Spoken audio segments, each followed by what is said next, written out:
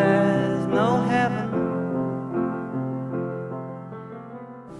So, yeah, back to Graham Parsons. He's the guy that really changed the music in my mind. He brought artists like Emmylou Harris, who he actually had a very famous romance with, and he influenced, even Willie Nelson and Waylon Jennings, pulling these guys into a more rock and roll sound. But then he influenced rock and roll. So you saw people like Mick Jagger coming and hanging out with Graham Parsons, and that's when the Stones did Honky Tonk Women and all their more country songs. Eric Clapton with Lay Lady Lay. He was influencing both sides, and really from him changed the landscape of music in the 70s. Sees if you try. In the 70s, I went from about 8 years old to 18. It was a very turbulent time for me. A lot went on in my life, and this music was the backdrop, and these people spoke to me. The songs and the things they talked about just gave me a path, a very positive path and a way to live my life in a relaxed way and with good respect and care for your fellow man. And I always found it very influential on me. No hell below us. I think the influence is actually broader than people give it credit for. Everyone remembers the 60s and the protests, and there certainly seemed to be more things to protest in the 60s.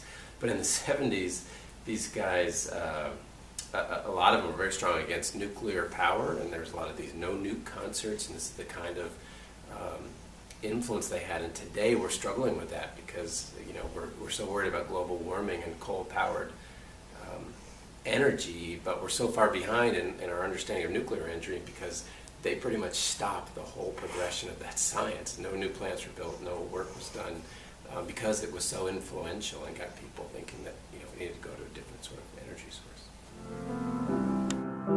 Above us only sky.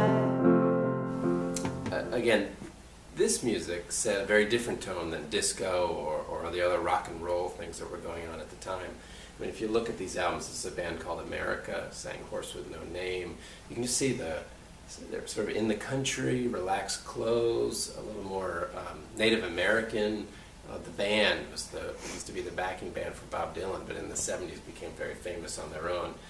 They were playing in farmhouses, wearing boots and jeans and leather vests, and it was just it was about getting back to nature, getting back to the earth, living more natural life, and that's sort of the way they were trying to influence people, and again had that power over me as well.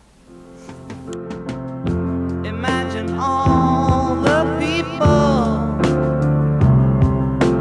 living for today. Imagine there's no countries. From this interview, we also learned the power of the influence of the artists on society's view on the world, like how they influenced the ending of all production of nuclear energy in the U.S. This influence they hold is a power not many can use to change the course of our history. During this time period, we learned that music had a powerful influence over people of the time. It taught us that music brought people closer to nature and made them realize how important it was. Music also brought people closer to the origins of mankind and made them realize how important their fellow man was. This era of music changed the course of music like none other. It returned to the beginnings of music and altered it into an interpretable message for all. But I'm not